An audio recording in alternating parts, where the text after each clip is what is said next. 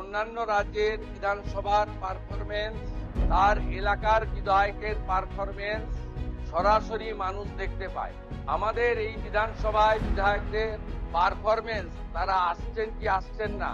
তাদের যে উদ্দেশ্য নিয়ে এলাকার জনগণ নির্বাচিত করেন, তাদের দায়বদ্ধতা কতটা তারা পূরণ করছেন কি করছেন না, এগুলো সম্পর্কে ভোটার, গণদেবতা, জনতা জনার্দন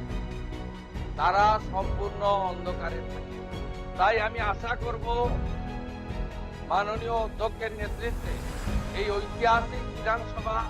যা 1947 সালের 20 জুন ডক্টর শ্যামাপ্রসাদ মুখার্জির নেতৃত্বে ভারত ভুক্তির প্রস্তাব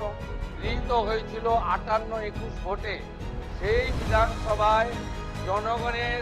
নজরদারিকেও সুনিশ্চিত করার ক্ষেত্রে বিভিন্ন বিতর্ক, প্রশ্নোত্তর পর্ব, bill, budget, departmental budget, private member bill, calling attention,